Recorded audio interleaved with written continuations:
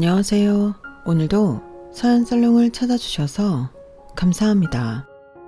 누가 그러더라고요. 훌륭한 사람이 되는 것보다 평범한 사람이 되는 게 더 힘들다고요. 저도 한때는 남들보다 먼저 높은 자리에 올라가는 게 인생 최고의 행복인 줄 알았던 시절이 있었어요.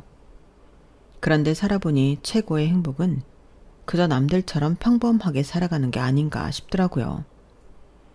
제가 돈 많은 시댁에 시집을 왔을 때 제 친정 식구들도 그렇고 친구들도 그렇고 다들 제게 성공했다며 엄청 부러워했어요. 하지만 11년이 지난 지금 돌이켜봤을 때 제 결혼 생활이 그리 행복하지만은 않았던 것 같아요. 물론 남편과 사이는 좋았지만 워낙 시댁 식구들의 간섭도 심하고 압박이 심해서 결론적으로 힘들었어요. 그래도 시동생 내에 비하면 아무것도 아니었을 거예요. 제가 이렇게 사연을 보내게 된 것도 시동생 내외에 대한 미안함과 고마움을 전하고 싶어서였어요. 저희 시댁이 도대체 어떤 집이었길래 그러는지 지금부터 들려드릴게요. 저는 목동에서 나고 자랐어요. 흔히들 강남 엄마들의 학고열에 대해 대단하다고들 하지만 제가 경험해본 바로는 목동 엄마들도 만만치 않았어요. 특히 제가 살던 아파트 단지 엄마들은 목동 엄마들 중에서도 최고였어요. 같은 단지에 사는 친구들 엄마만 봐도 그랬어요. 친한 엄마들끼리 유명 강사를 섭외해 오피스텔을 마련해주고 거기서 팀을 짜서 과외를 받게 하거나 수능 대비의 경우 아예 따로 강좌를 개설하기도 했어요. 유명 강사진으로 사탐, 과탐 팀을 짜서 소수 정예로 수업을 받는 거였죠. 방과 후에 바로 엄마들이 학교로 픽업와서 바로 학원으로 가서 수업을 받으니까 시간도 절약되고 좋았어요. 그런데 이렇게 소규모로 팀을 짜서 움직일 때는 엄마들의 팀워크가 정말 중요한데 안타깝게도 저희 엄마는 자식 교육에 그리 열정적인 분이 아니셨어요. 애초에 제가 이 무리에 낄 수 있었던 건 저희 큰고모 덕분이었어요. 큰고모가 저희 옆동에 사시는데 이 동네에서 아들 셋을 서울대, 법대, 의대, 경영대에 보낸 분이라서 인맥도 넓고 아파들 엄마들 사이에서 꽤 입김이 센 분이셨어요. 그 덕분에 저도 소수정예 과외도 할 수 있었고 학원 수업도 받을 수 있었어요. 하지만 저희 엄마가 너무 신경을 안 쓰시니까 같은 그룹에 있는 엄마들 사이에서 말이 나오기 시작했죠. 아니, 누구는 집에서 편히 쉴 줄 몰라서 애들 등하교 셔틀 도는 줄 알아?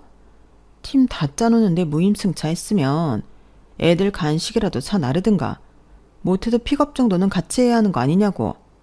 어떻게 자기 애 맡겨놓고 한 학기가 다 되도록 코빼기도 안 보여. 진짜 준수 엄마만 아니면 당장 내쫓고 싶다니까. 희선이 듣겠어요. 조용히 해요, 조용히. 좀 들으라고 하는 소리야. 가서 제 엄마한테 전하라고. 하지만 친구 엄마들의 바람과 달리 저는 엄마한테 말을 전할 수가 없었어요. 만약에 제가 그런 말을 했다가는 엄마가 당장 이렇게 말하셨을 테니까요. 그래? 그럼 과외고 학원이고 그만둬. 너 그거 안 해도 성적 나오잖아. 머리가 안 좋은 애들이나 유난 떨며 공부시키는 거지. 넌 나 닮아서 그렇게 안 해도 되는 애잖아. 엄마는 제가 자신을 닮아 공부를 잘한다고 철석같이 믿고 사시는 분이었어요. 따지고 보면 엄마의 그런 믿음은 딱히 틀린 것만은 아니었어요. 초등학생 때부터 저는 친구들에 비해 노력을 덜 해도 성적이 잘 나왔거든요. 그리고 그건 확실히 엄마를 닮긴 했어요. 저희 엄마는 사교육 도움 없이 서울대 영문과에 들어갔거든요. 가정 형편이 어려워서 사교육을 받을 상황조차 안 되기도 했지만 워낙 머리가 좋아서 혼자 공부해도 전교 1등을 놓치는 적이 없었대요. 반면에 저희 아빠는 고액 과외는 물론 집에 가정교사까지 두고도 삼수 끝에 후기 때에 겨우 들어갔을 정도로 공부머리가 없는 사람이었어요. 그나마도 아빠가 삼수를 할 때 과외 선생을 잘 만나서 후기 때라도 붙었다고 하더군요. 그때 아빠의 과외 선생이 바로 저희 엄마였어요. 자기보다 2살 어린 여대생한테 과외를 받아야 했던 아빠는 자존심이 상해서 죽어라 노력했고 대학 합격을 통해 그 결실을 맺은 거였죠. 손 귀한 집 4대 독자를 대학에 넣어준 덕분에 엄마는 저희 할아버지 할머니한테는 생명의 은인과 같은 대접을 받으셨어요. 특히 할머니께선 엄마를 아빠 짝으로 이어주려고 엄청 공을 들이셨다더라고요. 엄마 대학 학비는 물론 단골 의상식에 데려가 철철이 옷도 맞춰주시고 수시로 용돈까지 주셨으니까요. 그렇게 공을 들인 뒤엔 엄마가 졸업을 하자마자 낚아채서는 아빠랑 결혼을 시키셨어요. 미국 유학을 보내주겠다는 말에 혹했던 엄마는 딱히 사랑하지도 않았던 아빠와 결혼을 하고 말았죠. 하지만 세상 일이 계획한 대로 되면 얼마나 좋았게요. 그러지 않는다는 게 문제였죠. 하필 신혼여행에서 저를 임신하는 바람에 엄마는 미국 땅은 밟아보지도 못했어요.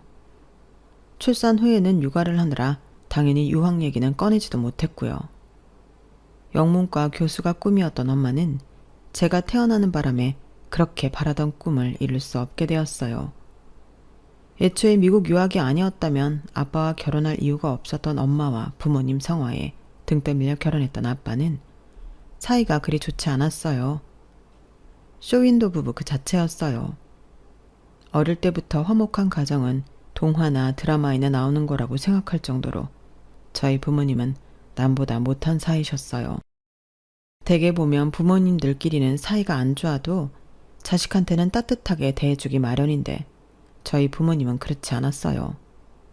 저 때문에 자신의 인생이 망했다고 생각하는 분들이셨거든요. 그나마 제가 공부를 잘했기 때문에 엄마는 아빠보다는 저를 많이 챙겨주시는 편이었어요. 제가 엄마의 유전자를 많이 물려받은 것 같다시며 은근히 좋아하셨거든요. 하지만 딱 거기까지였어요. 어릴 때부터 학습지 한번 안 시켜주셨고 친구들이 다 다니는 보습학원도 안 보내주셨거든요. 그런 건 네 아빠처럼 돌대가리들이나 다니는 거야. 공부는 혼자 터득해서 하는 거지 남이 머릿속에 넣어주는 게 아니라고. 다행히도 넌 나를 닮아 그런데 시간 낭비할 필요 없으니까 학교 수업 잘 듣고 예습 복습이나 철저히 해. 중학생 때까지는 엄마 말대로 사교육에 도움 없이도 성적이 잘 나왔어요. 그런데 고등학교에 들어가고 나니까 조금씩 버거운 과목이 생기더라고요. 그러던 차에 큰 고모가 나서서 거의 모둠에 저를 넣어주셨고 그게 쭉 이어왔던 거였죠. 그런데 엄마가 하도 신경을 안 쓰니까 엄마들 사이에서 불만이 터져나왔고 그 말은 결국 큰 고모 귀에까지 들어가게 되었어요. 이렇게 사람이 어쩜 이래? 아니 그동안 얘만 맡겨놓고 픽업도 한번 안 해줬다는 게 사실이야? 세상에 내가 민정이 엄마한테 그 얘기를 듣고 너무 창피해서 쥐구멍이라도 찾고 싶은 심정이었다고. 희선이가 남의 자식이야? 올케 딸이잖아. 그런데 엄마가 돼서는 어쩜 이렇게 신경을 안 쓸 수가 있어? 과외 모드만 해도 그래. 내가 민정이 엄마한테 사정사정해서 희선이 낳아준 건데 올케가 그런 식으로 나오면 내 입장이 어떻게 되냐고. 길게 말할 거 없이 앞으로 일주일에 2번씩 올케도 애들 픽업 나가. 일도 안 하고 하루 종일 집에만 있는 사람이 그 정도는 해야 할 거 아냐. 큰 고모는 1시간 가까이 이번 일은 물론 그 전에 있었던 일들까지 끄집어내서 타박을 하셨어요. 그동안 쌓였던 걸 이참에 다 쏟아내겠다고 작정한 사람처럼 말이죠. 그런데 그런 노력에도 불구하고 그 얘기를 가만히 듣고 있던 엄마가 말미에 던진 한마디에 큰 고모는 넉다운이 되고 말았어요. 애들 머리는 엄마 닮는다잖아요. 그러니 그렇게 머리 안 좋은 엄마들이 자식들을 다그치는 거 아니겠어요? 자기 머리 닮아서 공부 못할까봐 자식들한테 좋은 머리는 못 줬으니까 돈으로라도 처발라 주겠다. 이런 심산인 모양인데 형님도 아시잖아요. 우리 희선인 그럴 필요 없다는 거. 내 딸은 형님 자식들이랑은 다르거든요. 한마디로 너는 돌대가리라서 그렇게 돈으로 자식들 사교육에 열중한 거고 나는 좋은 머리 물려줬기 때문에 그럴 필요가 없다는 얘기였어요. 저희 할머니께서는 어떻게든 큰 고모를 대학에 보내려고 고가의 악기까지 사서 음대에 지원시켰지만 큰 고모는 내신이 너무 안 좋아서 끝내 대학에 못 들어갔거든요. 그걸 아는 엄마는 고모의 아킬레스건이 어딘지 정확히 알고 있었고 엄마의 예상대로 큰 고모는 거품을 물고 넉다운이 됐어요. 결국 저는 과외 무덤에서 나오게 되었고 제게 필요한 과목만 따로 학원 수업을 받게 되었어요. 그것도 제가 엄마한테 통사정을 한 뒤에야 가능했어요. 말도 많고 탈도 많았던 수험 기간이 끝나고 저는 제가 원하는 대학에 합격을 했어요. 엄마 말대로 엄마의 좋은 머리를 물려받아서 그랬는지 서울대 의대에 들어갈 수 있었죠. 저희 엄마한테 넉다운이 당했던 큰 고모가 저희 집을 나서시며 마치 저주라도 하듯 그러셨거든요. 하, 그래 어디 해봐. 내 도움 없이 희선이가 서울대에 들어가면 내가 내 손에 장을 찢은다. 누구보다도 제 불합격을 소원하셨을 큰 고모는 제 합격 소식에 많이 상심하셨을 거예요. 하지만 제 앞에서는 세상 누구보다 제 합격을 축하해 주시더라고요. 역시 자식은 엄마 머리 담는 것 같다면서 저희 엄마도 한껏 치켜세워 주셨고요. 덕분에 손에 장을 찢으겠다는 말은 쏙 들어가 버렸어요. 큰 고모가 공부머리는 안 좋았는지 몰라도 처세머리는 나쁘지 않은 것 같았어요. 대학에 들어간 이후 정말 눈코 뜰 새 없이 바빴어요. 일정이 빽빽해서 나쁘게 아니라 공부해야 할 게 너무 많아서 잠도 줄여야 할 판이었거든요. 대학에 들어가려고 죽어라 공부했던 고3 시절이 오히려 널널하게 느껴질 정도였어요. 그런데 선배들 말을 들어보면 지금은 편한 거라고 하지 뭐예요. 인턴 시작하면 그땐 인간이 이렇게 잠을 안 자고도 살 수 있다는 걸 깨달을 수 있을 정도로 잠을 잘 시간이 없다는 거예요. 그러니 지금 대학 생활을 한껏 즐기라고 말이죠. 지금도 정신없이 바쁘게 살고 있는데 여기서 대학 생활까지 즐기려니 도대체 선배들은 어떤 사람들이길래 그런 말을 할 수 있는 건지 이해가 안 갔어요. 그런데 제가 본과 3학년이 됐을 무렵 갑자기 제 선 얘기가 나오기 시작한 거예요. 아직 갈 길이 먼 저로서는 도저히 이해가 안 갔어요. 인턴 시작하면 잘 시간도 없다는데 무슨 선을 보라는 건가 하고요. 제 선자리를 주선한 사람은 다름 아닌 큰 고모였어요. 다른 사람도 아니고 큰 고모는 아들이 의대를 다녀서 잘 알 텐데도 제 결혼을 서두른다는 게 좀 서운하기까지 했어요. 이제 믿어볼 사람은 엄마밖에 없다는 생각이 들더군요. 엄마라면 한창 공부할 애한테 무슨 선이냐고 한마디 해줄 거라고 믿었거든요. 그런데 이게 웬걸? 엄마가 더 적극적으로 제게 선자리를 강요하시지 뭐예요. 진짜 배신감이 들 정도였어요. 그런데 거기에는 그럴 만한 이유가 있었더라고요. 희선아, 너 바쁜 거 알지만 큰 고모 말대로 선 봐. 엄마는 너 결혼하면 아빠랑 헤어질 생각이야. 아빠랑도 어느 정도 얘기가 끝난 상황이고 원래는 너 대학 들어가고 헤어지려고 했는데 네 할머니께서 너 결혼하기 전까지는 안 된다고 하셔서 지금까지 기다렸어. 부모님 사이가 안 좋았던 건 하루 이틀이 아니었기 때문에 사실 두 분의 이혼은 그지 놀라울 일은 아니었어요. 다만 제가 황당했던 건 부모님 이혼 때문에 제 결혼을 서둘러야 하는 분위기였어요. 어릴 땐 어리기 때문에 부모님한테 휘둘러 살았다지만 성인이 된 지금까지도 제 인생이 부모님 결정에 휘둘린다는 게 참을 수 없었거든요. 그래서 큰 고모가 주선해 주신 선자리를 몇 번이나 거절했어요. 발표 준비를 해야 한다거나 실습이 있다거나 시험 기간이라거나 할 수 있는 모든 핑계를 대가면서 말이에요. 그러다 더는 구실이 없어진 시점에 끌려나간 선자리에서 지금의 남편을 만나게 되었어요. 남편의 첫인상은 딱히 기억에 남을 만한 모습은 아니었어요. 애초에 파투를 내려고 나갔던 자이였기 때문에 관심조차 없었으니까요. 그렇다고 대놓고 싫은 티를 내면 기껏 주선해 주신 큰고모한테 피해가 갈 것 같아서 상대가 먼저 퇴짜를 놓을 정도로만 재수없게 굴기로 했어요. 차를 마시면서 후루룩 소리를 내며 마시고 밥을 먹을 땐 질질 흘리면서 입 벌리고 말을 하고 누가 봐도 싫을 만한 행동을 골라서 해댔죠. 말도 툭툭 덩치면서 나 잘난 척도 하고 말이에요. 이 정도면 상대가 알아서 퇴짜를 놓을 거다 생각하고 집에 돌아왔는데 세상에 남편이 글쎄 제가 마음에 든다고 정식으로 만나보고 싶다고 했다는 거예요. 제가 한 행동들을 아무리 되짚어봐도 정남이 떨어질지만 했지 상대가 마음에 들어할 만한 짓은 하나도 안 했는데 말이죠. 그래서 두 번째 만났을 때 따지듯 물었어요.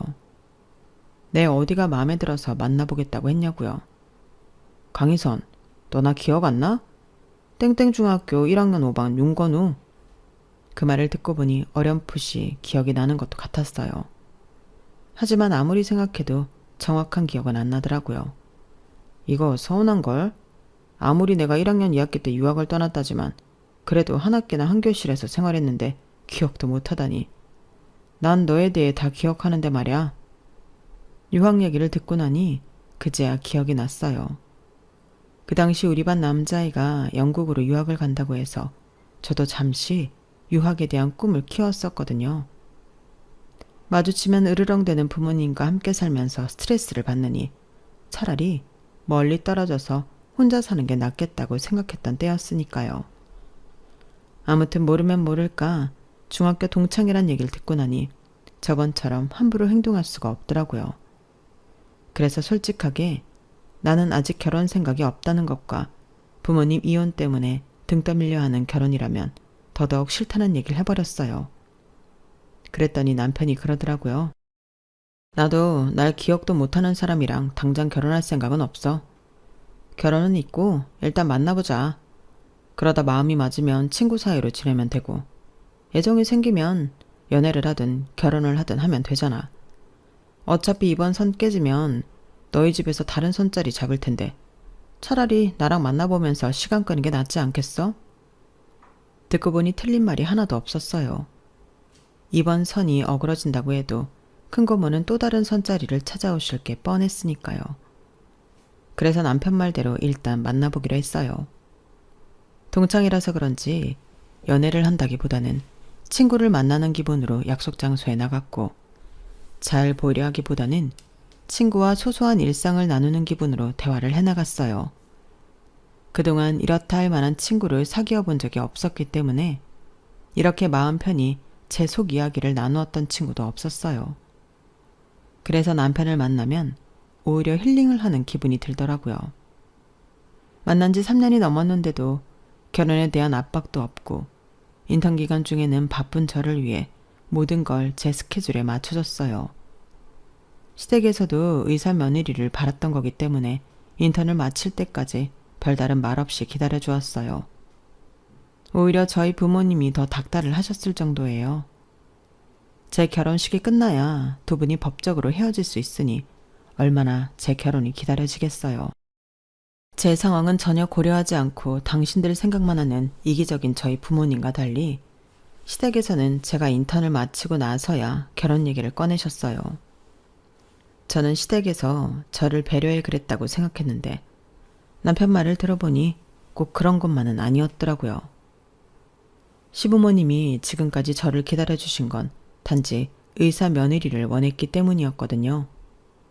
의사 며느를 따서 시집 오길 기다리셨던 거지 저를 기다린 건 아니란 얘기예요. 그 부분에 대해서는 사실 실망하고 자식할 것도 아니었어요. 애초에 이 혼담이 오고 간 것 자체가 양가의 이익을 고려해 결정한 거였으니까요. 저희 집에서는 재력 있는 집안과 사돈을 맺고 싶어 했고 시댁에서는 사회적으로 내세울 수 있는 맏며느리를 얻고 싶어 했던 거니까요. 그러니 이제 와서 누굴 탓하겠어요. 결혼 얘기가 나오기 시작하고 얼마 안 돼서 바로 상견례 자리가 마련됐어요. 이미 양가 부모님들끼리 대략적인 결혼 얘기는 다 끝난 상황이었기 때문에 상견례는 형식에 불과한 자리였어요. 양쪽 모두 부모님과 남편 저 이렇게 한 자리에 모여 인사와 덕담을 나누고 끝이 났어요. 그런데 막상 결혼식 당일이 되니 남편 동생이라는 사람이 떡하니 자리하고 있지 뭐예요. 대학생으로 보이는 시동생의 등장에 저희 부모님은 당황하셨고 중매를 선 큰고모는 당황한 표정으로 설명을 이어갔어요. 그게 실은 둘째 부인 자식이야.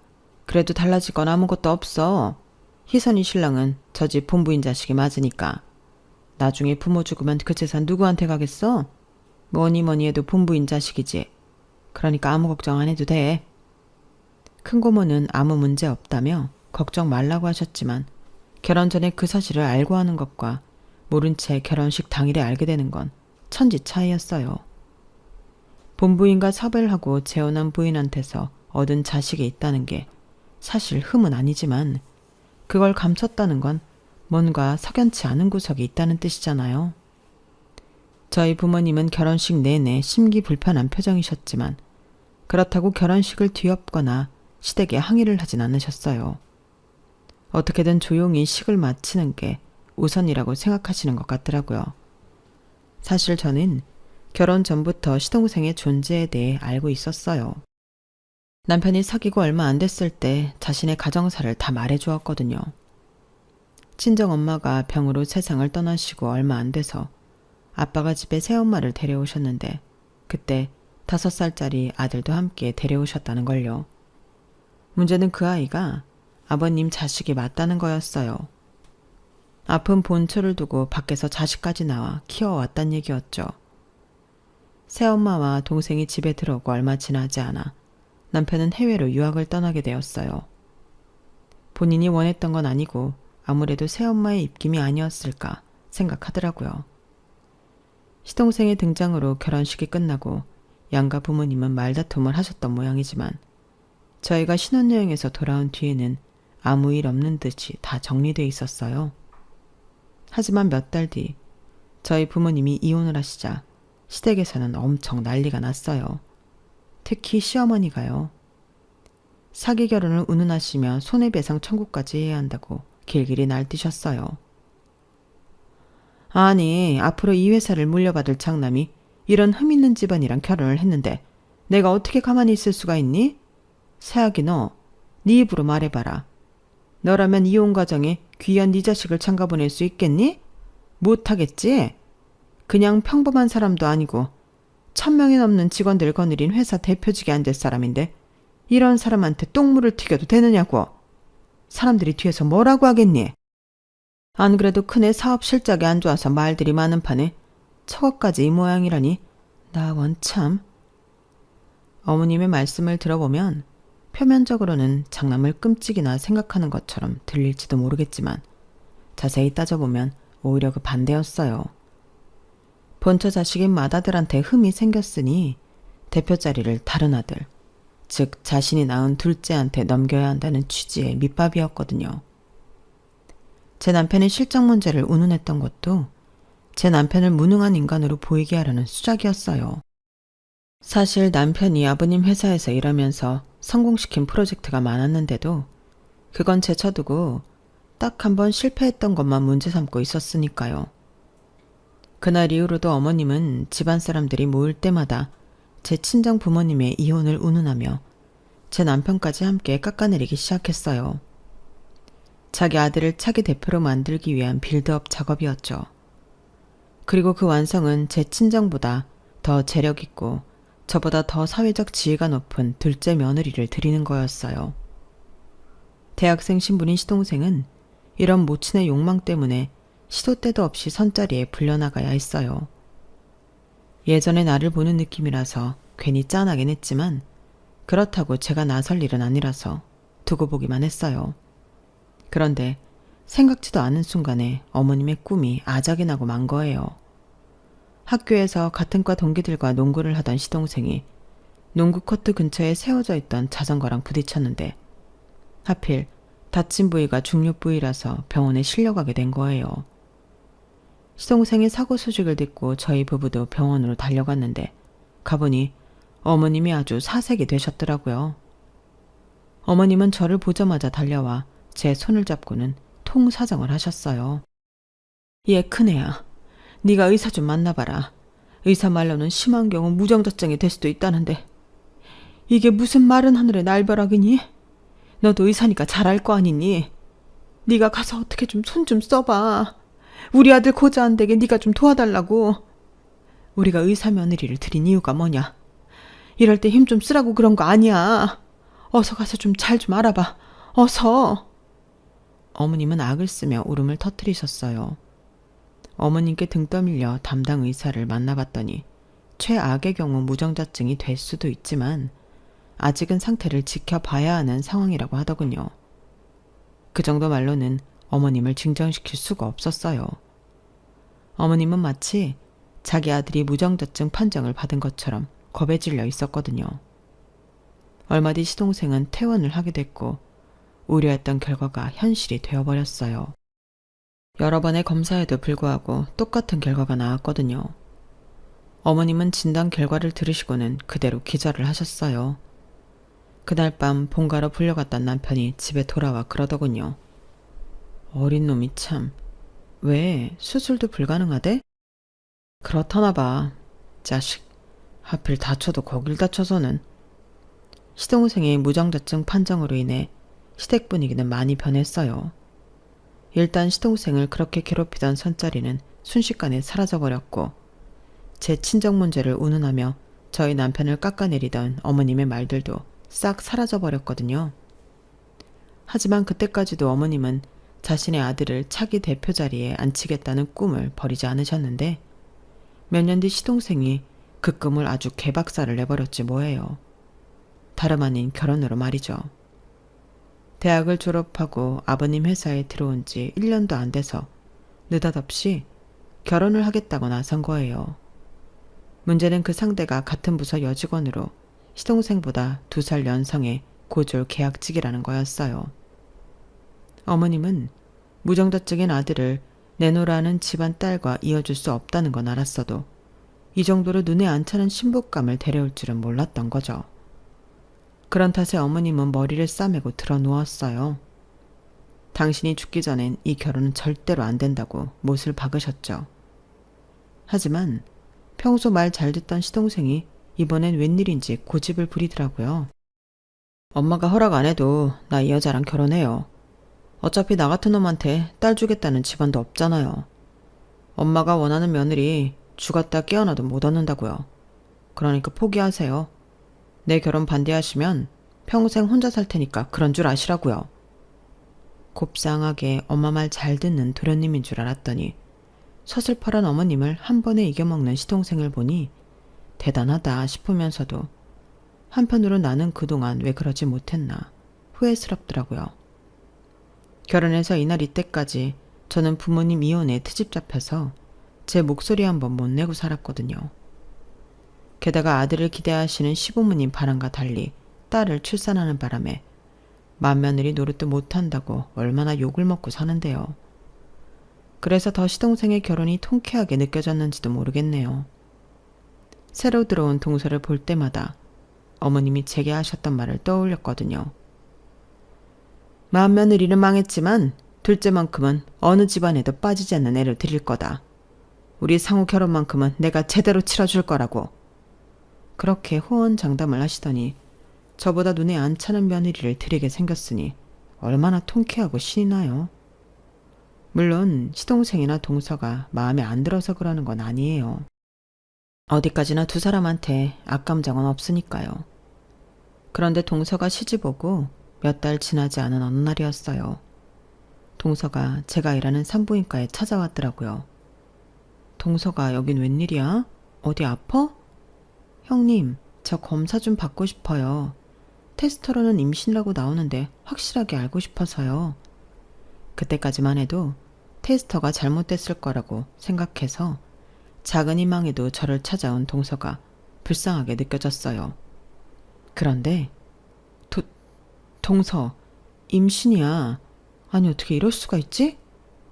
내 손으로 직접 확인한 임신 결과에 머리가 복잡해졌어요. 얌전한 고양이 같은 동서가 설마 시동생 모르게 밖에서 남자를 만나고 다닌 건 아닌지, 아니면 기적이 일어나 무정자증이던 시동생이 정자를 배출하게 된 건지 오만 가지 생각이 뒤엉켜버렸거든요. 제가 멍한 표정으로 마른 침만 삼키고 있었더니 동서가 그러는 거예요. 형님, 시댁의 비밀이에요. 제발 부탁 좀 드려요. 커다란 눈망울로 저를 바라보면서 부탁을 하는 동서를 보니 저도 안 된다는 말은 못하겠더라고요. 제가 이 집안의 며느리이기 전에 저는 의사이기도 했으니까요. 환자 상태는 절대 함부로 외부에 떠들어서는 안 된다는 직업 윤리 때문이었어요. 그렇게 동서가 돌아가고 저는 고민에 빠졌어요.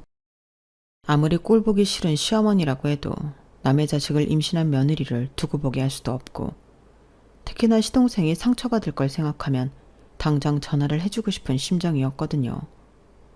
하지만 현실은 남편한테조차 말 못하고 벙어리 냉가슴을 앓을 뿐이었어요. 다행이라고 해야 할지 불행이라고 해야 할지, 동서는 마른 체형이라 그런지 5개월 차를 넘어서는데도 조금도 티가 나지 않았어요. 그런데 그 무렵 시동생이 또다시 폭탄 선언을 해버린 거예요. 부산지사에 내려가겠다고 말이죠. 당연히 어머님은 극구 말리셨죠. 안 그래도 시동생이 결혼할 때 본가에서 데리고 살겠다고 하시는 걸 아버님이 다 큰 자식은 품에서 놔주라고 하셔서 분가를 시켰던 건데 지방으로 가겠다뇨. 그것도 서울에서 멀리 떨어진 부산이라니. 그런데 이번에는 아버님도 시동생 편을 들어주지 않으셨어요. 그러자 시동생이 그럼 해외에 나가 공부를 더 하겠다고 그러는 거예요. 딱 봐도 공부를 더 하고 싶어 하는 건 아닌 것 같고, 단지 식구들한테서 떨어져 지내려고 그런다는 게 눈에 보일 정도였죠. 저는 그게 동서가 시동생을 구워 삶은 거라고 확신했어요. 얼마 뒤면 출산을 해야 하는데 시댁 근처에 살면서 들키지 않을 수가 없으니까요. 결국 시어머니는 시동생 부부의 부산행을 허락하셨어요. 해외로 나가면 명절에 얼굴 보기도 힘들지만 그래도 부산은 마음만 먹으면 언제든 가볼 수 있는 거리니까요. 그렇게 시동생 부부가 부산으로 내려갔고 동서한테 제가 아는 산부인과를 연결해 주었어요. 수시로 동서랑 통화를 하면서 상태 체크도 했고요. 그렇다고 제가 사람이 좋아서 그런 귀찮은 일을 사서 했던 건 아니에요. 단지 어릴 때 부모님을 잃은 동서한테는 딱히 친정이 없어서 돌봐줄 사람이 없었다는 걸 알기 때문이었어요. 의사로서 한때 내 환자였던 동서를 끝까지 책임진다는 뜻으로 말이죠. 부산에 사는 동안 나날이 배도 불러왔고 결국엔 시동생도 임신 사실을 알게 된 것 같더라고요. 그런데 하필 동서가 출산 예정일을 일주일 앞두고 일찍 출산을 하게 된 거예요. 마침 시동생은 서울지사에 가 있는 터라 쉽게 빠져나올 수가 없는 상황이었고요. 동서의 출산을 시댁에 알릴 수는 없는 처지잖아요. 그래서 제가 대신 부산으로 달려갔어요. 도착해보니 이미 동서는 분만실에 들어가 있더라고요. 제가 할 수 있는 일이라고는 분만실 앞에 놓인 의자에 앉아 동서의 순산을 기도하는 것 뿐이었어요. 그런데 1시간쯤 지났을까요? 분만실 입구에 걸려있던 전광판에 불이 켜지더라고요. 딸이었어요. 정리를 마친 뒤 침상에 실려 분만실을 나온 동서를 보니 얼마나 힘들게 산통을 겪었는지 알겠더라고요. 온몸이 땀에 젖어서 기진맥진한 상태였거든요. 동서는 저를 보자마자 울음을 터뜨렸어요. 산부인과 의사로서 수많은 산모들을 봐왔지만 그 순간만큼은 저도 울컥하더라고요. 제가 출산을 했던 그때가 떠올랐거든요. 그렇게 서로를 미워했던 부모님인데도 제가 출산을 했다는 소식에 두 분이 한 걸음에 달려와 분만실 앞을 지키고 계시더라고요. 그때 엄마 아빠의 눈빛이 너무도 따뜻하고 다정해서 창피한 것도 모르고 펑펑 울었더랬어요. 아이를 낳아보니 부모님 마음을 알 것 같았거든요. 세상에 자기 자식한테 사랑이 없는 부모는 없다는 것도 말이죠. 그래서 부모가 안 계신 동서의 눈물에 저도 모르게 울컥했던 것 같아요. 일반실로 내려온 뒤 동서한테 미역국을 먹였어요. 그랬더니 동서가 저보고 친정엄마 같다고 우스갯소리를 하더군요. 동서, 애 낳느라 힘든 사람한테 이런 말하기 그렇지만 이제 어떡할 거야? 도련님은 동서를 이해해준다고 해도 어머님 아버님은 어떻게 설득할 거냐고. 아니, 그보다 애 아빠가 누구야? 그 사람한테 알려야지. 그러자 동서가 싱글싱글 웃으며 그러는 거예요. 일 마치면 여기로 온다고 했어요. 자기 애가 태어났는데 어떻게 안 오겠어요? 맹랑하게 이런 소리를 하는데 지금까지 가여웠던 마음이 싹 사라지는 거 있죠. 그런데 잠시 뒤 제가 뒤통수를 제대로 맞았지 뭐예요. 애 아빠라고 병실로 들어온 사람이 다름 아닌 제 시동생이었거든요. 어떻게 이런 일이 벌어질 수 있냐고요? 글쎄 시동생이 식구들 모르게 정관계통수술을 받았더라고요. 정자 생성은 되는 대로 밖으로 배출되는 통로가 막혔던 폐쇄성 무정자증이었기 때문에 가능한 일이었어요. 그런데도 시댁에 비밀로 했던 건 어머님 때문이더라고요. 원치 않는 사람과 결혼을 시켜서 형 자리를 뺏게 하려는 수작에 동참하고 싶지 않았다고 말이죠. 이미 형한테서 많은 걸 뺏었어요. 제가 부모님 사랑받으며 행복하게 살 때 형은 아무도 없는 외국에서 기숙사 생활을 했잖아요. 제가 받아야 할 사랑은 원래 형 몫인데 말이죠. 저는 태어나던 순간부터 형과 형 엄마의 행복을 깨면서 태어난 사람인데 회사까지 형 걸 뺐다니 제게 그럴 자격은 없어요. 시동생은 이번 기회에 부모님께도 모든 사실을 말씀드리고 부산에 정착해 살 생각이라고 했어요. 더는 남의 것을 뺏지 않고 스스로 벌어서 자기 가족을 먹여 살리겠다고요. 부모가 돼보니 더는 창피하게 살면 안 되겠더라고요. 내 아이가 보고 배우면 어떡해요. 아이 앞에 떳떳한 부모가 되겠다는 시동생을 보니 이제야말로 진짜 어른처럼 보이더라고요. 몇 개월 뒤 시동생 부부는 아이를 데리고 시댁을 찾았어요. 시어머니는 눈을 까디집고 당장 이혼하라고 난리를 피웠지만 아버님이 딱 한마디로 정리해 주시더라고요. 그래, 가장이 돼서 그 정도 기백은 있어야 내 식구들 굶기지 않지. 하지만 퇴사는 안 된다. 너는 가장이기 이전에 내 아들이야. 나도 내 새끼가 밖에서 힘들게 사는 건 못 본다. 회사는 처음부터 네 형한테 줄 생각이었으니 괜한 걱정 말고 너는 형 도와서 형 밑에서 일해봐. 그리고 작은 애야, 수고했다. 동서를 온전히 가족으로 받아들인 아버님 결정은 결국 어머님 고집도 꺾게 만들었어요. 덕분에 저는 집안에서 어깨에 힘 좀 주고 살게 되었고요. 이제는 저를 친정엄마처럼 따르는 동서랑 저를 인생의 은인처럼 받드는 시동생 때문에 집안에서 파워가 강해졌거든요. 사람 사는 곳엔 별의별 일이 다 있다지만 어쩌면 그래서 우리 인생이 더 끈끈하게 인연을 맺게 되는 건지도 모르겠네요. 아마도 이런 게 인생의 참맛이겠죠. 지금까지 제 사연을 들어주셔서 감사합니다. 여러분들 모두 행복한 하루 보내세요. 여러분, 사연 댓글에 응원과 현명한 조언 부탁드려요. 좋아요와 구독은 저에게 큰 힘이 됩니다. 오늘도 좋은 일 가득하세요.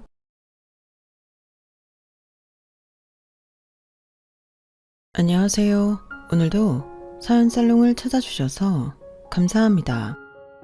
30대 중반 장승미입니다. 여자와 남자가 본심 진심을 드러내는 순간이 다르다는 거 알고 계시죠? 여자는 돈이 없을 때, 남자는 돈이 많을 때 본 모습이 나온다고 하는데 제 전 남편이 바로 그런 종자였습니다. 웃긴 건 그렇다고 검은 머리 팥불이 될 때까지 평생 함께한다고 서약까지 해놓은 상태에서 그 모든 기대를 한 번에 저버릴 정도의 돈이었나 싶은 생각이 드는 거예요. 고작 그만한 돈에 딴 생각할 놈이었다는 걸 모르고 결혼까지 한 후에는 알았다는 게 가끔 헛딱지가 납니다. 소위 말하는 이불킥이죠. 아직도 밤에 잘 때 혼자 발차기를 하며 수치스러운 느낌이 들어요. 하지만 언제까지 그럴 수는 없는 노릇이기에 훌훌 털어버리고 똥차 갔으니 벤츠 기다리고 싶은 마음에 이 글을 씁니다. 시원하게 그놈한테 욕 한 바가지 해주실 거라고 믿고 시작하겠습니다. 저는 평범한 집안에서 자랐습니다. 아빠는 돈을 벌어오는 게 당신 일이라고 생각하셨고 반대로 엄마는 가정 살림을 하는 게 당신 일이라고 생각하시는 전형적인 옛날 가정 환경이었어요. 그런 환경이 당연하다고 느꼈던 저는 여자였기에 오빠와 다르게 집안일을 돕는 게 당연한 거라 생각하고 컸네요. 남존여비까지는 아니지만 여자일 남자일이 나뉘어 있다고 은연중에 생각했던 것 같아요. 부모님이 따로 시키지도 않았는데 힘쓰는 일이나 어려운 일은 당연히 아빠, 오빠가 하고 집안일이나 음식하는 일 같은 건 당연히 엄마와 제가 하는 구조였거든요. 기억나는 게 어릴 때 김장 차리면 엄마와 할머니, 고모들이 모여서 며칠 동안 김치를 담그시는데 저도 자연스럽게 그 옆에서 배추 다듬고 양념 버무리는 걸 도왔어요. 아유, 계속 먹으면서 간 봤더니 무슨 맛인지 모르겠네. 승철아, 이리 좀 와봐. 간 좀 봐줘. 좀 짠 거 같은데? 그래? 싱거운 거 같아서 계속 소금 넣었더니 그런가 보다. 안 되겠다. 승미야, 무채 좀 더 썰어. 그래도 맛은 있어. 그런 식으로 잠깐 와서 간 보고 다시 일하는 여자들을 뒤로 한 채 가버리는 게 당연한 집안 분위기였어요. 중요한 것도 아니고 만화책이나 게임만 하는데도 아무도 도와달라거나 뭐라고 하지 않았네요. 그렇게 큰 제가 대학에 가서 남편을 만났을 땐 정말 다른 나라 사람이라고 생각했어요. 남자가 이렇게 사람 많은 데서 요리를 하다니 제 상상 밖의 일이었거든요. 안에서 새는 바가지 밖에서도 샌다고 집에서 그렇게 컸으니 어딜 가도 전 뒤치다꺼리 하는 게 익숙하더라고요. 누가 시키지 않아도 대학교 MT를 갔는데 거기서도 저는 자연스럽게 시녀 역할을 자처하게 된 거예요. 주위에 할 일이 눈에 보이기 시작하니 어느새 제가 움직이고 있었던 거죠. 다른 사람이요? 여학생이라고 다 저 같은 마음이 아니라는 걸 그때 제대로 봤던 것 같아요. 대부분 남학생들 사이에 앉아 웃으며 노는 분위기였고 무언가 모자라면 가지러 오는 신용은 하지만 결국 다 제 몫이 되더라고요. 물론 몇몇 여학생들은 같이 라면도 끓이고 설거지도 하고 그랬는데 제가 눈여겨본 건 남편이었죠. 시키지도 않았는데 덮고 있으니 자꾸 눈길이 가는데 누가 시키지 않아도 양파를 자르거나 술을 날라 냉장고에 넣는 등 굳은 일을 도맡아 하는 게 정말 인상적이었어요. 그러다 보니 자연스럽게 눈이 마주치고 저도 모르게 솔직한 마음이 튀어나와 버리더라고요. 너 왜 이런 일 해? 이런 일? 뭐? 아니, 다른 남자애들은 다 앉아서 술 마시고 놀기 바쁜데 너는 왜 주방에 있냐고. 그러는 넌 다른 여자애들 대부분 앉아서 놀기 바쁜데 왜 여기 있어 안 놀고? 어? 나? 처음이었어요. 그런 질문 받은 게. 순간 머리가 멍해지면서 나는 원래 주방에 있었다는 말을 하는 게 맞나 싶더라고요. 그래서 머뭇머뭇거리고 제대로 된 답을 못하고 있었더니 웃으며 남편이 말을 하더라고요. 노는 사람 있으면 뒤치다꺼리 하는 사람도 있어야지. 집에 누나들 셋이서서 이런 거 익숙해. 혹시 너도 그래? 집에서 놀고 먹는 오빠나 누나 있는 거 아니야? 그 말에 웃음이 났어요.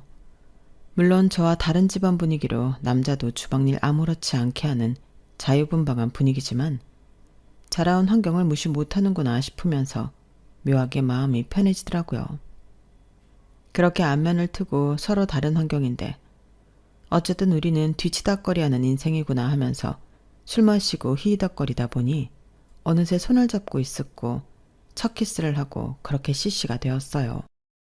물론 처음엔 그저 신기해서 계속 쳐다보고 있었던 것뿐이었는데 같이 설거지하다 보니 자연스럽게 대화가 늘면서 마음을 연 건 남편도 마찬가지였죠. 집안 이야기 잘하면서 있었던 이야기를 직접 듣는데 정말 정반대 환경이지만 묘하게 주방에 있는 모습이 재미있게 느껴지면서 서로 마음이 통했던 거죠. 그렇다고 결혼까지 무난하게 갔던 건 또 아니었어요. 철모를 CC로 1년 반 정도 만나다가 동갑내기 남편이 군대에 간다고 하면서 헤어지자고 말을 꺼냈는데 그때 충격은 지금도 잊혀지지가 않으니까요.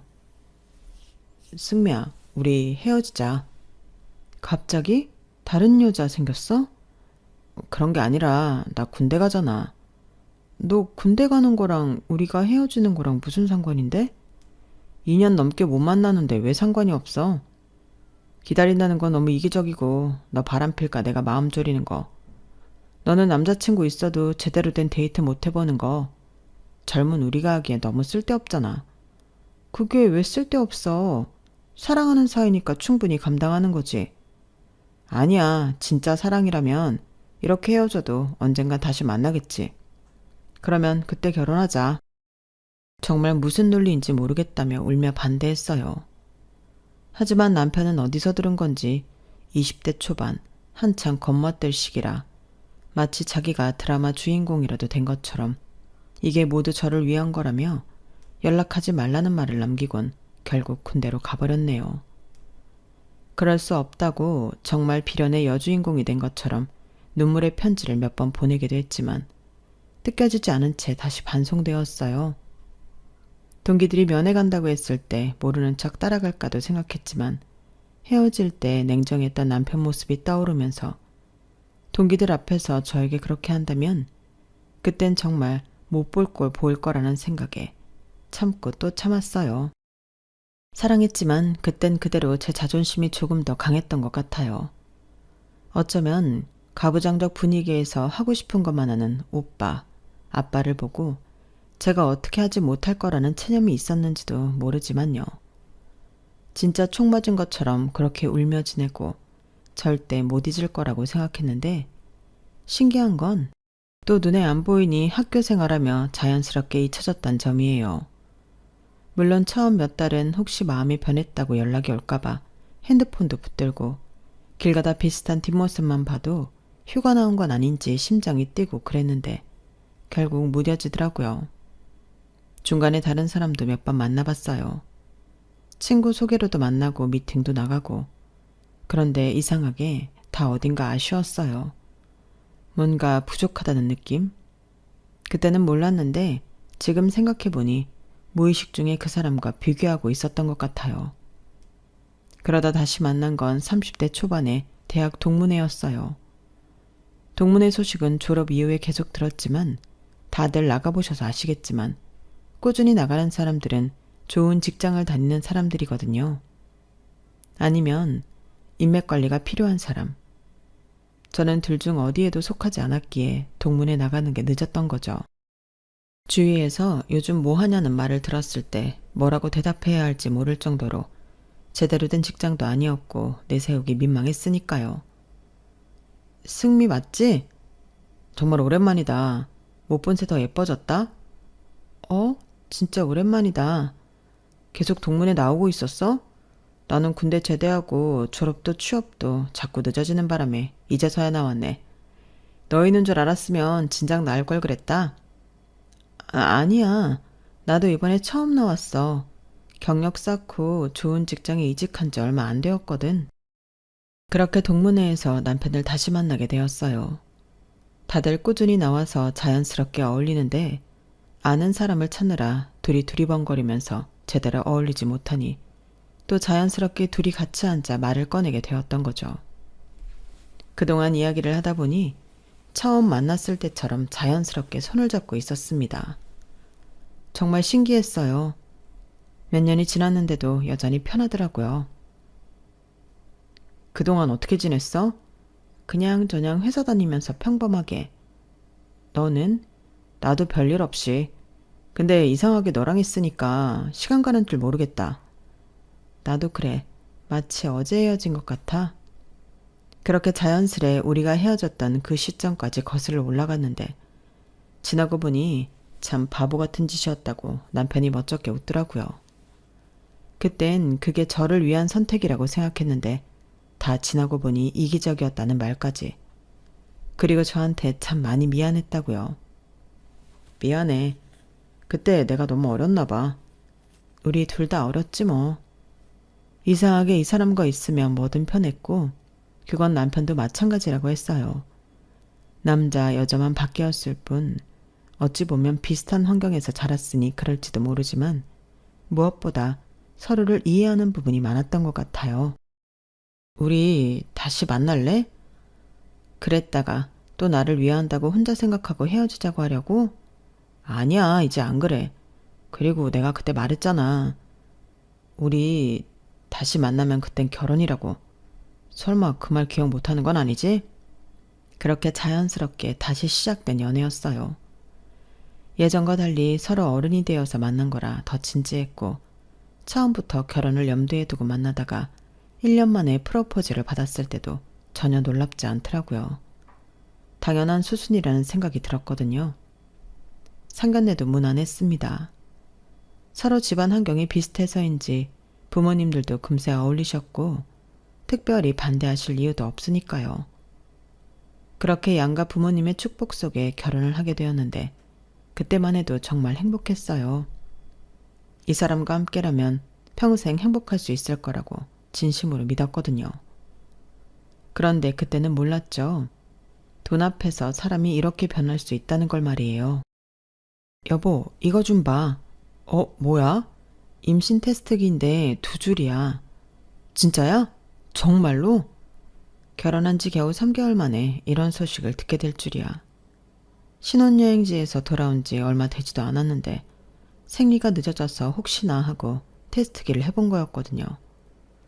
그런데 그 하얀 막대기 위에 선명하게 그어진 2줄. 정말 신기했어요. 남편도 저만큼이나 놀란 얼굴이었어요. 테스트기를 몇 번이나 들여다보더니 믿기지 않는다는 듯 웃으면서 갑자기 저를 안아 올리려 하더라고요. 아니야, 조심해야 해. 이제 임산부라고. 다급하게 아이 때문에 위험하다고 말했는데 그 말에 둘 다 한참을 우셨죠. 그런데 문제는 그때 제가 막 직장에서 자리를 잡아가던 시기였다는 거예요. 기쁜 마음도 잠시 얼마 지나지 않아 입덧이 심하게 시작됐거든요. 아침에 눈 뜨자마자 화장실로 달려가는 건 기본이었고 회사에서도 조금만 냄새가 나면 속이 울렁거려서 화장실을 들락날락해야 했어요. 특히 커피 냄새가 정말 견딜 수 없었어요. 평소 하루에 몇 잔씩 마시던 커피를 못 마시게 되니까 2통까지 오더라고요. 점심시간에 동료들이 삼겹살을 구워 먹는 냄새만 맡아도 속이 뒤집어져서 책상에 엎드려 있어야 했죠. 승미 씨, 오늘도 안 좋아 보이시네요. 괜찮으세요? 네, 그냥 좀 컨디션이 죄송해요. 혹시 임신이신가요? 축하드려요. 아, 네, 감사합니다. 그렇게 축하를 받으면서도 한편으로 눈치가 보였어요. 업무에 집중하기도 힘들고 회의 중에도 갑자기 울렁거려서 뛰쳐나갈 때가 있었거든요. 그럴 때마다 너무 미안한 마음이 들었어요. 남편도 제가 힘들어하는 걸 보면서 걱정이 컸어요. 아침마다 허리를 굽혀 화장실을 달려가는 저를 부드럽게 등 두드려주면서 무리하지 말고 나이도 있으니까 조금 쉬었으면 좋겠다는 말을 은근히 꺼내더라고요. 그러면서도 일을 그만두거나 쉬라는 이야기를 하는 건 아니었기에 내심 서운하기도 했었네요. 하지만 저도 남편 마음을 몰라서 그런 건 아니었어요. 우리 부부는 처음부터 부모님 도움 없이 시작하자고 약속했거든요. 그동안 악착같이 모은 돈으로 겨우 오피스텔 전세를 얻어 신혼살림을 차렸는데 제가 일을 그만두고 바로 육아에 들어가면 경쟁적으로 버거워질 게 뻔했죠. 조금만 더 힘내. 한약 먹으면 좀 나아진다는데 한의원이라도 알아볼까? 아니야, 됐어. 3개월 지났으니까 이제 안정기겠지. 나아질 거야. 그래, 조금만 더 힘내봐. 그래도 출산하고 나면 출산휴가도 있으니까 그때 잠깐 쉰다고 생각하고. 알았어. 서운하게 생각하지는 마. 건강을 위해서라도 가만히 있는 것보다 움직이는 게 더 낫대. 그건 너도 알지? 그래. 체념한 듯 말하는 제 대답 속에는 현실과 서운함이 묘하게 섞여 있었죠. 아마 대부분 여자들이 비슷할 거예요. 현실은 둘째 치더라도 빈말이라도 내가 벌면 되니까 그만두라는 그 든든한 말 한마디를 듣고 싶은 건 말이에요. 친구들한테 하소연할 때도 늘 그 이야기는 빠지지 않았죠. 야, 그래도 뒤에서 딴 말하는 남자들보다 훨씬 나은 거야. 책임지지 못할 말 싸지르고 결국 여자가 총대매게 하는 것보다 훨씬 현실적이지 뭐. 야, 외동이야? 아니잖아. 위에 누나가 몇인데 보고 배운 게 있을 거 아냐? 이건 사회생활을 제대로 못하는 거야. 니네 적당히 해라. 당사자도 있는데. 저를 앞에 두고 친구들이 갑론을박할 때도 머릿속은 복잡했죠. 여전히 서운과 이해, 현실이 오갔지만 그 끝내 제가 듣고 싶던 그 한마디는 듣지 못한 채 임신기간이 계속되었어요. 남편이 진심으로 걱정은 하지만 말로 표현을 안 하는 건지 아니면 애초에 그럴 생각이 없는 건지 저도 알 수 없었지만요.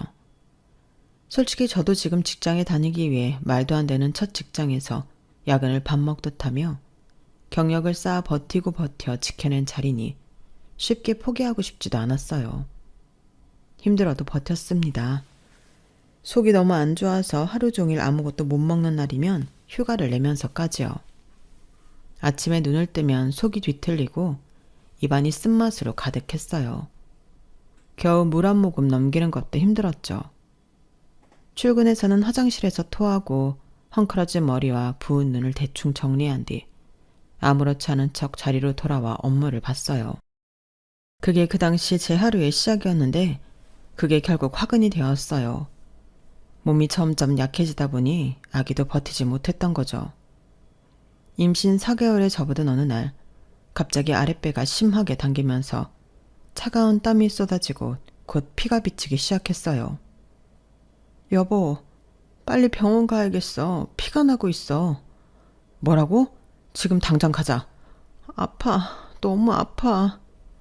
남편이 부축하듯 안고 달려간 곳은 응급실이었어요. 하지만 이미 늦었더군요.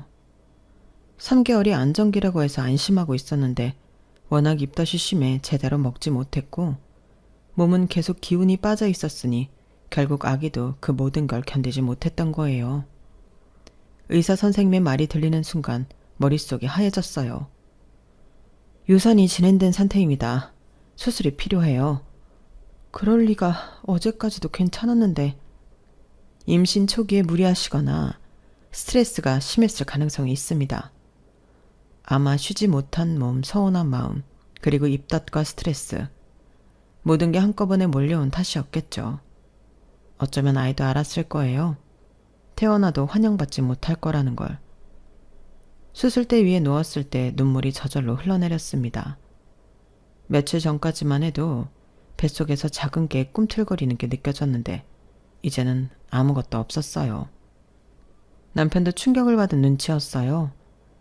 병실에서 제 손을 꼭 잡은 채 말없이 앉아있더군요. 미안해. 내가 아이를 지켜주지 못했어. 무슨 소리야. 네 잘못이 아니야. 그래도 다시 생기면 되지. 자책하지 마. 그렇게 병원 침대에 누워 있었는데 소식을 들은 친정 부모님이 급히 달려오셨어요. 친정 엄마는 문을 열고 들어오자마자 눈물부터 흘리셨죠. 우리 딸 많이 아팠지? 괜찮아? 엄마. 저는 슬픔에 고개를 들지 못했어요. 그런데 그 순간 친정 아버지가 심각한 표정으로 제게 말을 꺼내셨죠. 이번 일로 마음고생이 심했을 텐데 이제는 좀 편하게 지내야 하는 거 아니냐? 아빠, 괜찮아요. 이런 일도 있는 거죠. 괜찮긴 뭐가 괜찮아. 네가 너무 무리했으니까 이런 일이 생긴 거야. 아빠는 유산이 제 탓이라고 말씀하셨는데 그 말을 들으니 서운함이 밀려왔어요. 아무리 옛날뿐이라 여자 돌이 남자 돌이가 있다지만 양가 부모님 도움 안 받고 살려다가 생긴 일인데 핀잔보단 위로가 필요했던 상황이었으니까요. 아빠, 5억 줄게. 오피스텔 말고 서울 외곽이라도 아파트 하나 사서 안정적으로 살아. 마음이 편해야 애도 엄마 뱃속에서 잘 크는 거야. 아둥바둥 돈 벌려고 직장 그만 못 두니까 네가 할 도리를 못하는 거잖아. 잘만 말고 아빠 말 들어. 김서방, 미안하네. 진작 줬으면 이런 일 없는 건데. 서운함의 말을 꺼내려는 찰나 아빠가 꺼내신 말은 충격이었어요. 여식이 임신해서 대를 이어야 하는데 그러지 못한 건 당신 탓이라 유산을 미리 준다는 거였죠. 그 유산으로 안정적인 환경에서 직장 그만두고 내조에 충실하라는 말. 고맙게도 했지만 한편으론 솔직히 부모님이 남편에게 미안해할 일은 아니라고 생각했기에 마음만 감사히 받겠다고 말하려는 순간 남편이 먼저 대답하더라고요. 아버님, 정말 감사합니다. 반반 결혼으로 양가 부모님에게 부담을 주지 말자고 했던 사람 맞나 싶을 정도로 대뜸 감사하다고 말에 놀랐는데 그 뒤에 한 말이 더 가관이었어요. 솔직히 집값에 대한 부담이 없으면 승미가 쉬어도 괜찮죠. 맞벌이하는 이유 대부분이 집값 때문인데 그게 해결되면 제가 혼자 힘으로 처자식 못 먹여 살리겠어요? 그래, 그렇지. 역시 우리 사이가 남자답네. 걱정 마세요, 아버님. 솔직히 마음은 당장 그만두라고 하고 싶었는데 제 능력에 한계가 있고 아이 태어나면 여러 이유로 그만두는 일들이 많다는데 한 푼이라도 더 벌려고 했다가 이 사태가 난 거니 제 책임도 있습니다. 이젠 승미가 편히 쉬고 내조에 집중할 수 있도록 제가 바깥일은 책임지겠습니다. 넉살 좋게 웃으며 당차게 말하는 남편 모습을 아빠는 정말 흡족하게 쳐다보시더라고요.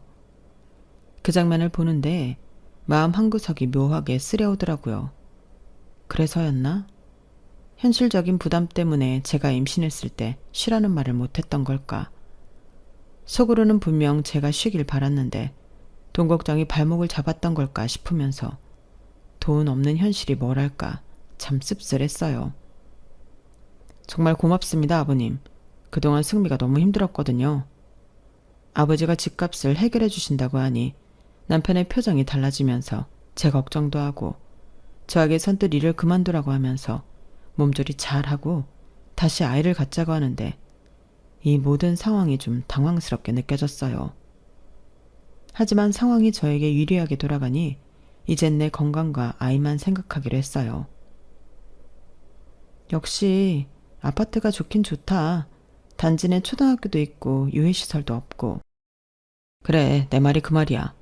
방이 2개니 애 방도 만들어줄 수 있고 여기서 우리 새 출발하자. 이번엔 건강한 아이 낳고 시끌벅적하게 살아보자고. 남편이 부동산을 열심히 돌아다니는 모습이 새삼 성실해 보였어요. 퇴근할 때마다 오늘 본 집 이야기를 해주면서 둘이서 어떤 집이 좋을지 진지하게 고민도 했죠. 명의는 김서방 명의로 해. 아닙니다, 아버님. 요즘엔 공동명의 많이 합니다. 제가 번 돈도 아닌데. 아닐세. 남자가 내 명의로 된 집이 있어야 든든하지. 여자는 남자 팔자 따라간다고 집안의 기둥이 바로 서면 내 자식도 행복한 거니까. 지난번 문제도 있고 내 마음이 편치 못해서 그러네. 그리고 마음에 드는 집을 계약하러 아빠와 함께 부동산에 갔을 때 명의를 남편으로 하라는 말에 깜짝 놀랐어요.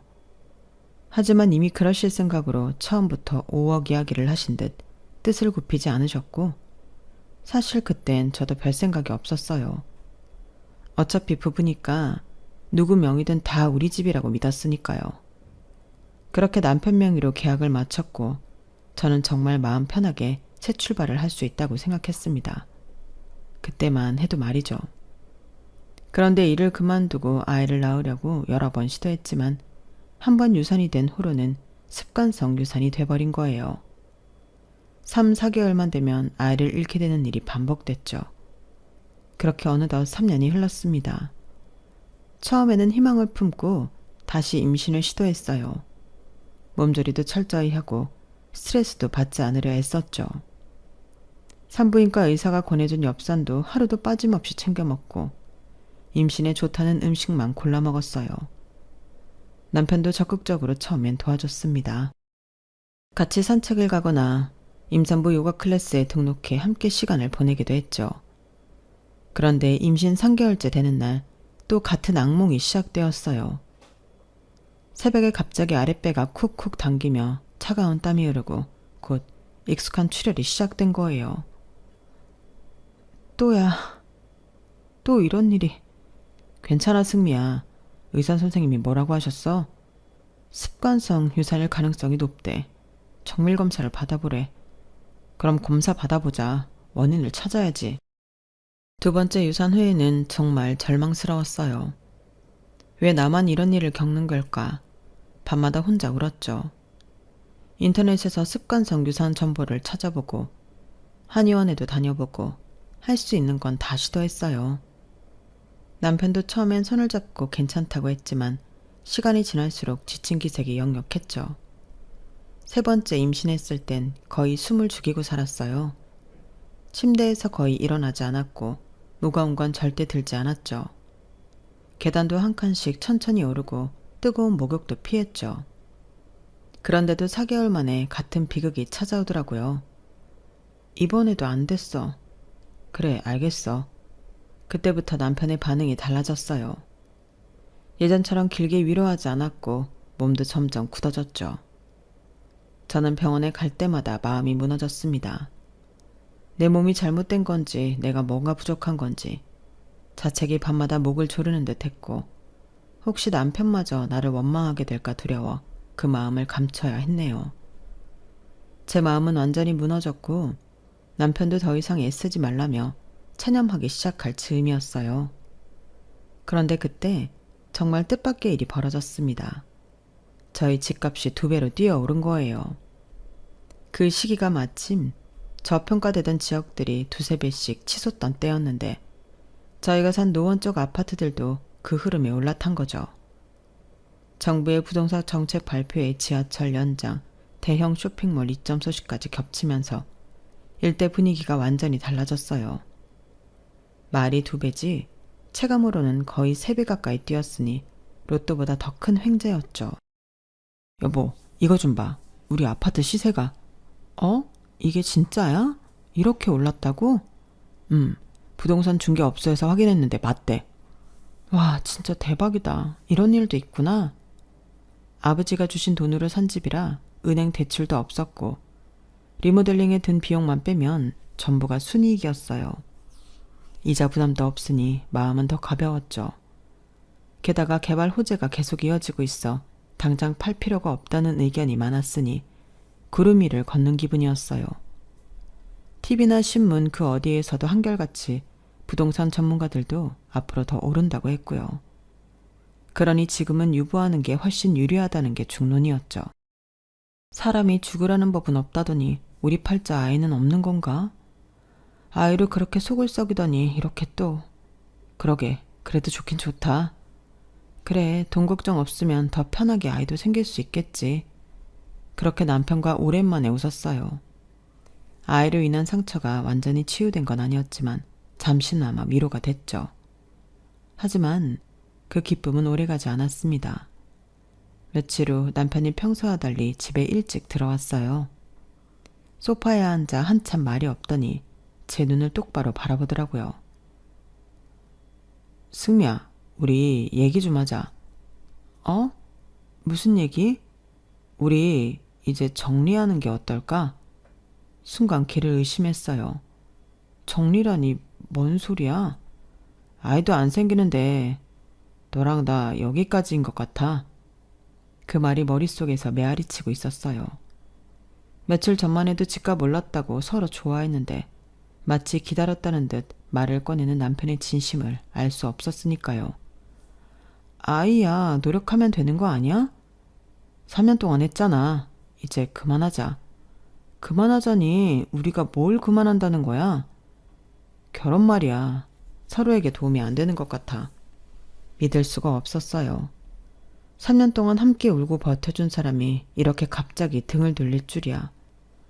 남편은 계속 논리를 늘어놓았지만 제 귀에는 다 핑계로만 들릴 뿐이었죠.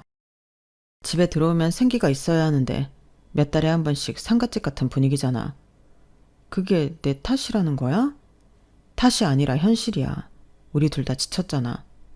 지쳤다고 이혼을 해? 그럼 세상에 결혼한 부부는 없게? 그런 희노애락 다 겪으면서 사는 게 부부 아니야? 그 순간 가슴이 쪼개지는 것 같았어요. 아이를 잃을 때마다 가장 깊이 상처 입었던 건 저였는데 마치 모든 책임이 저에게 있는 것처럼 들렸으니까요.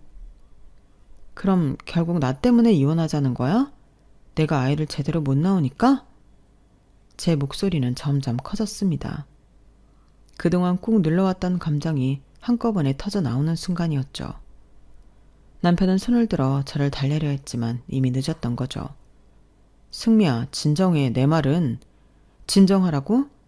같이 극복할 생각이 아니라 당신은 도망갈 생각을 하는 거잖아. 도망? 그렇게 말하지 마. 네가 우울해하니까 집안 분위기 완전 죽은 건 생각 안 해?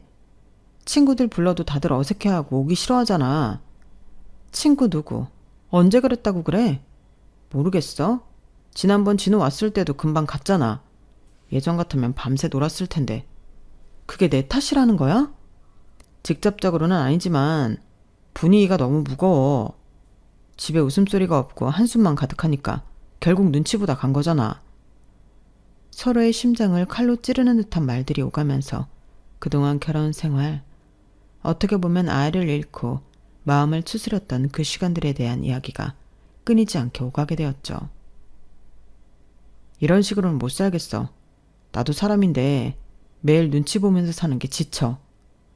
그럼 어쩌라는 거야? 아이 잃고도 웃고 떠들어야 해? 그런 게 아니라, 누구를 탓하는 게 아니라 우리가 인연이 아닌 것 같으니 여기서 그만하자는 거잖아. 괜찮을 거라고 스스로 위로하며 넘겼던 시간들은 결국 골물대로 골마 터져버렸던 거예요.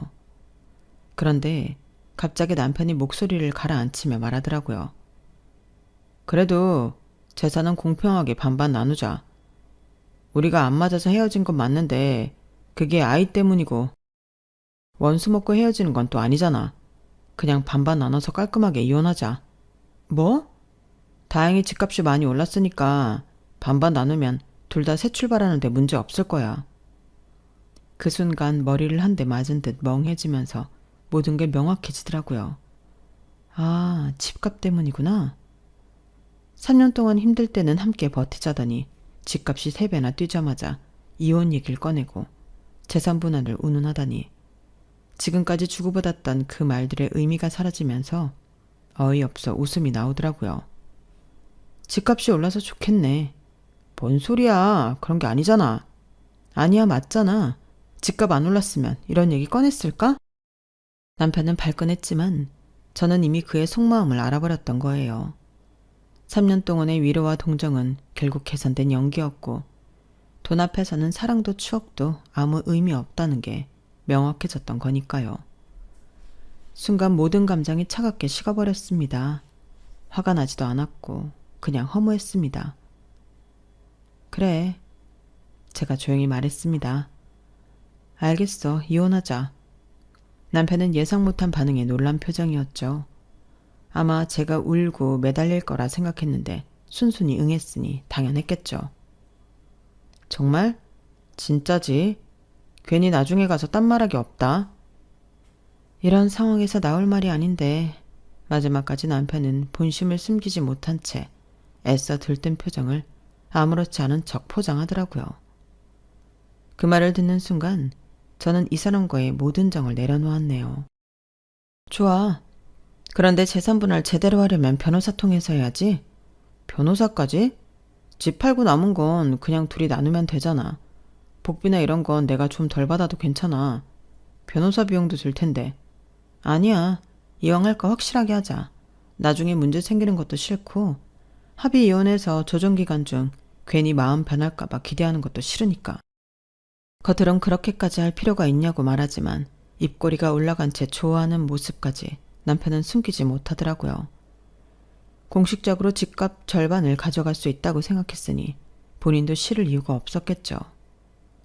그리고 바로 다음 날 변호사 사무실에서 이혼 합의서를 작성했어요. 재산 분할 조정에 모든 재산은 반반 분할한다고 명시했고 남편은 서명할 때도 기분 좋은 표정으로 생각보다 절차가 간단하고 쉽다며 만족하는 눈치였죠. 그렇게 구청에 가서 이혼 신고를 마쳤어요. 공식적으로 이혼이 성립된 거였죠. 이혼이 성립된 다음 날 남편이 신나서 말하더라고요. 하루아침에 이혼하기로 한 저희는 아직 한 집에 있었거든요. 승미야, 이제 집 처분하고 돈 나눌 일만 남았네. 우선 부동산 중개업소에 연락해둘까? 아님 요즘은 인터넷에도 올려서 복비 절약한다는데 우리도 그렇게 해볼래? 아, 그거? 그래, 그 일이 남았구나. 이거 보고 얘기해. 뭔데? 보면 알아. 들뜬 남편에게 서류 한 장을 보여줬는데 확인하는 두 손이 벌벌 떠는 게 보이더라고요. 부동산 등기에 왜 네 이름이? 그러더니 현실을 믿기 어려운 듯 몇 번이고 같은 말을 반복하다 결국 뒷목을 잡고 쓰러졌죠. 고혈압 전 단계라 약이 아닌 식단으로 조절하고 운동했었는데 갑자기 심장이 두근거리면서 혈압이 상승한 것 같았어요. 이게 무슨, 왜 내 이름이 아니라 당신 이름인데? 설마 나 모르게 무슨 짓이라도 벌인 거야? 그래서 그렇게 쉽게 이혼해줬어? 이거 사기야. 사기라고. 사기? 사기는 네가 하는 게 사기지. 집 사는데 한 푼도 기여 안 한 놈이 집값 오르니까 맘밖에 어서 반반하자는 소리나 한 네 행동이 사기인 거라고. 알아? 적반하장도 유분수지. 이런 등신 같은 놈을 뭐 좋다고 살맛대고 살았는지. 아빠는 이런 놈 뭘 믿고 명의를 해주자고 했는지. 그동안 일일이 하나둘 머릿속을 스치더라고요. 당연히 이런 말 들리지 않고 자신이 무슨 잘못을 했는지 생각조차 할 마음이 없었던 남편놈은 그저 사기다. 대체 언제부터 이런 거라며 믿어지지 않는 듯 저에게 따지듯 물었죠. 언제부터? 네가 땀만 품은 걸 숨기지 못하고 슬슬 본색을 드러냈을 때부터지. 뭐? 내가 언제? 사람은 생각하는 대로 행동한다더니 남편놈이 딱 그런 놈이었죠. 거짓말을 못하고 연기 못하는 걸 다행으로 알아야 하는지 모르겠지만 어느 순간부터 이상한 소리를 자꾸 하더라고요. 물론 처음엔 자연스러워 저도 그럴 수 있다고 생각했죠. 맨 처음 이상한 소리를 했던 건 대학 선배 중 한 명을 이야기하면서였어요. 박정식 선배 너도 알지? 그 선배 이혼했대. 진짜? 왜? 세상 둘도 없는 인꼬부부처럼 살지 않았어? 딩크한다고 했고. 그래 그랬는데 결국 그 딩크가 화근이었던 거야. 정식 선배는 애 낳고 싶었고 결혼하면 와이프 마음 변할 줄 알았는데 그대로니까. 겉만 번지르르 했지. 결국 아슬아슬한 외줄타기였지 뭐. 그래도 다행인 게 애가 없으니 재산도 반반 깔끔하게 정리하고 갈라선 것 같더라고. 아, 그래. 그 말을 들었을 때 기분이 참 묘했어요. 상황이 저희 상황과 딱 맞아떨어진 건 아닌데 아이가 생기길 바란 남편, 그러지 못하는 상황, 아슬아슬한 외줄타기라는 단어들이 머릿속을 어지럽혔거든요. 거기에 마지막 말까지 아이가 없는 게 다행인 건가 싶은 거 있잖아요. 그래도 그건 사실이었고 사실을 놓고 갑론을박하는 건 제 3자 입장에서 누구나 할 수 있는 일이기에 그럴 수 있다고 넘겼어요. 그런데 그게 끝이 아니었죠.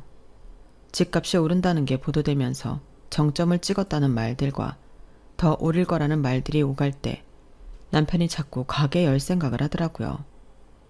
평소 혼술집을 운영하고 싶다고 말했었는데 사실 결혼했으니 안정적인 직장을 다니는 게 우선이잖아요.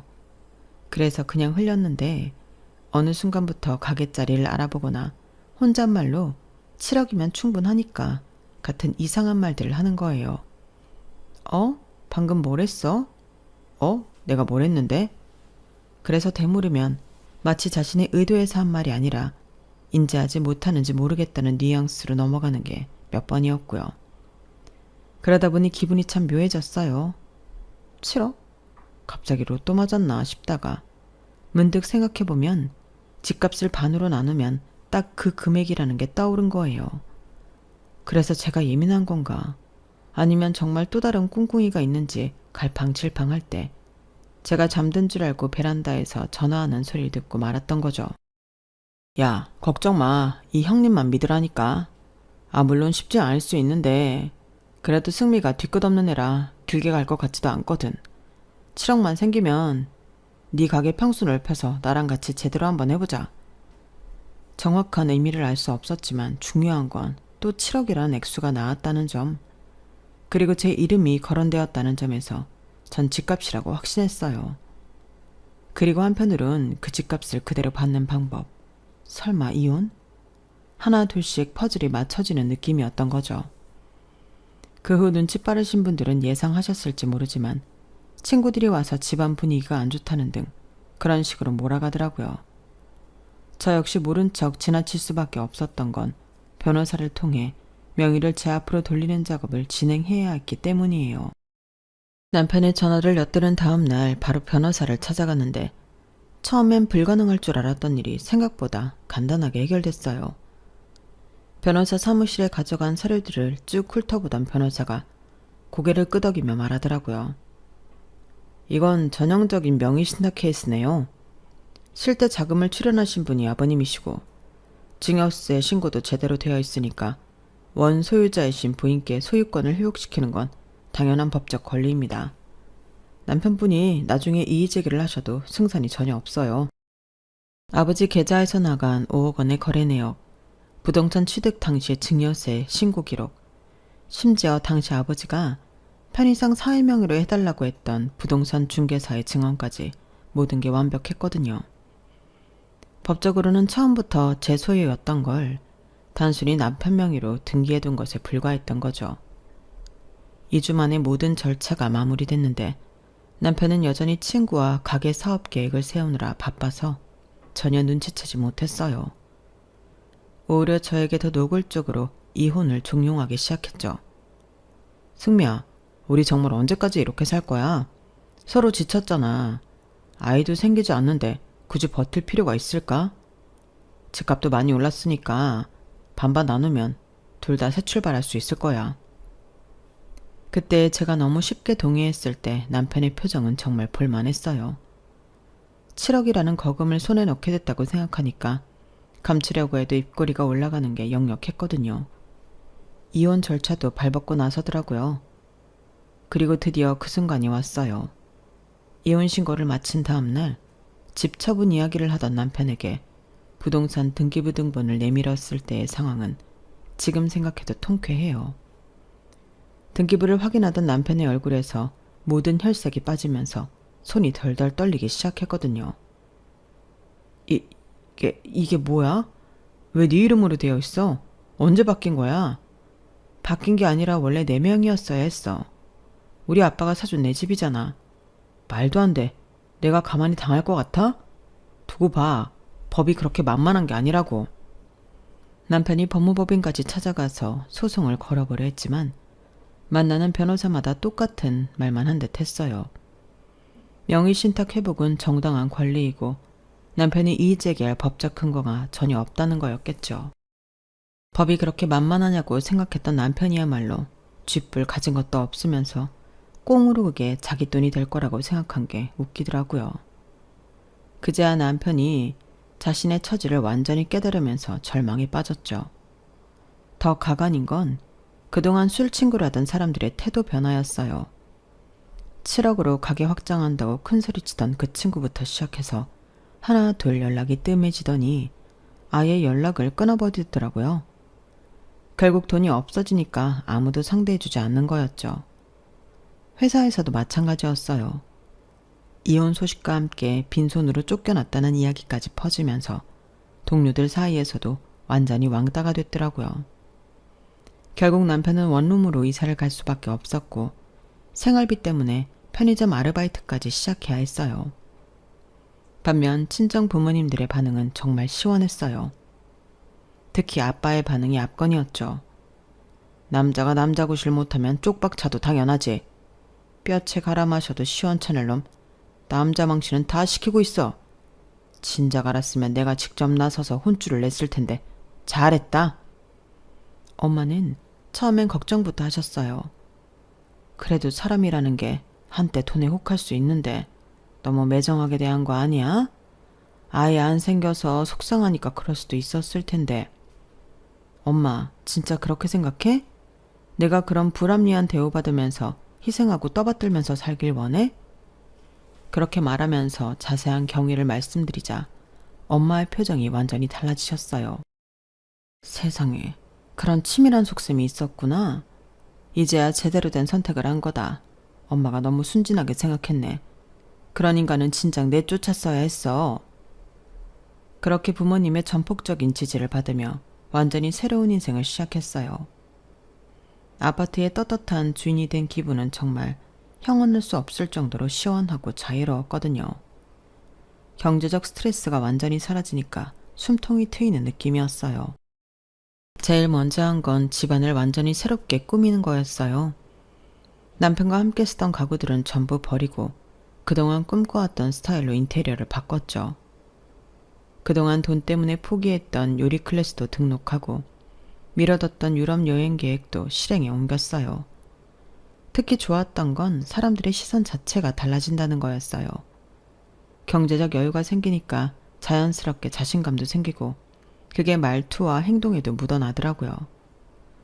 몇 달 후 우연히 남편 근황을 들었는데 작은 원룸도 구하지 못해 고시원에서 혼자 살면서 편의점 야간 알바를 하고 있다더라고요. 그 소식을 들려준 지인이 속 시원하다는 표정으로 말하더라고요.